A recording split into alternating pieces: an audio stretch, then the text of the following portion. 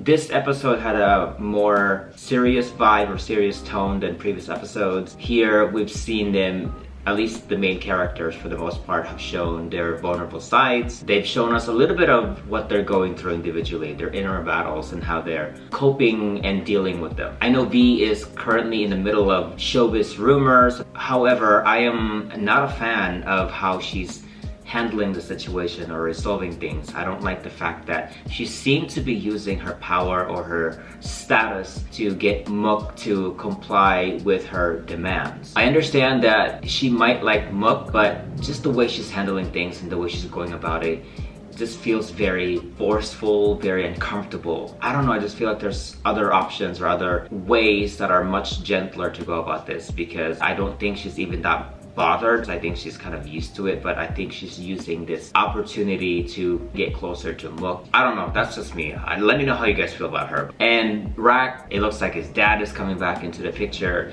and by the looks of it, they don't seem very excited to see him. I don't really know exactly what his dad has done to them aside from the whole money situation thing, and I'm assuming he wasn't there very often and he wasn't very caring or nurturing and whatever else that he's done. But aside from that, I don't know exactly what he's done to his own kids, but they don't seem to like him a lot. As a matter of fact, they seem very afraid of him, so that's not good. And the fact that they have to worry about Mina, Rak's niece, is very concerning. What is this man capable of doing? Rak also opened up a little bit about their family history to Mut, how his mom was obsessed with his dad and named her daughter as if she was a gift from him, and his mom named him as a way to tell his dad that he must love her. The fact that you have to name your child after an emotion or a feeling that you want your partner to feel towards you, why?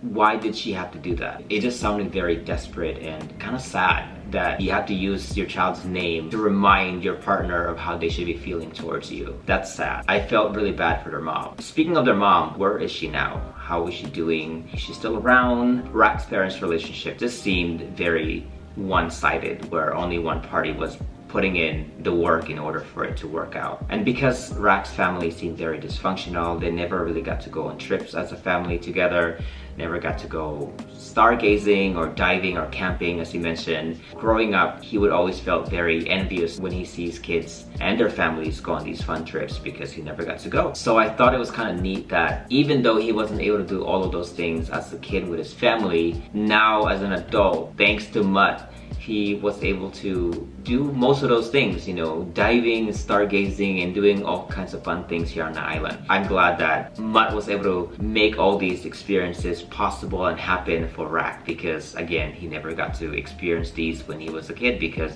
his family never went on these trips. And they seem like they're having such a fun time here on this island now that they're becoming closer and getting to know each other better. It's just kind of sad that Rak's time here on this island is coming to an end. And Mut showed his most vulnerable side so far. I think he's over here crying and begging Rak to stay, but then he kind of caught himself and he pulled back a little bit. And then Rak was like, no, try again.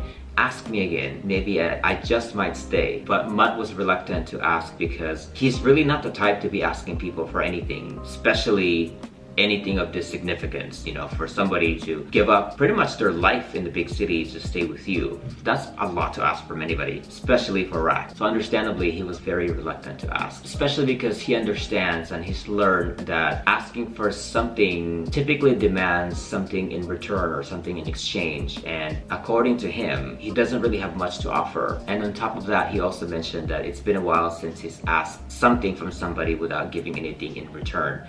And I don't know exactly how that went, but by the sound of it, I'm gonna assume it didn't go very well because he's seeing burnt from that experience. That's probably why he's warned Rak in advance that once he's asked and he gets declined or he gets refused, that he may not ask again, which I think is fair. Again, I'm gonna assume that the last time he's asked somebody without giving anything in return probably didn't go so well. And that's probably why that experience had influenced his way of seeing things. And I'm happy that Rak said, yes, I will stay. I'm not expecting for you to give me anything in exchange. So things were looking good. You know, they're staying, but obviously it was short-lived because it looks like in the next episode, Rak is going to be taking Mut to the city to probably stay with him and probably work for him. I don't know how the setup is going to be, but they're going to be leaving the island, which I'm kind of bummed about because I really like this island vibe. I like the setting, I like the ocean, I like the small town vibe, but I guess they're going to be leaving that. I'm hoping for them to come back again later in the series, but we'll see how this big city living is going to be like for Mut. And I can't wait to see Boss and Newell. I know they're going to be brought up, I just don't know how. Our friend Nicole has an idea. She mentioned it to me during our most recent short live. So we'll see if that ends up happening, Nicole. I'm looking forward to it. What did you guys think of this episode? Are you excited for them to go to the big city? Are you not? Let me know in the comment section down below. As always, I thank you so much for being here and thank you for your time. Before you go, don't forget to like this video, subscribe to the channel, and don't forget to hit that notification bell so you won't miss my next video. Until then, I will see you later.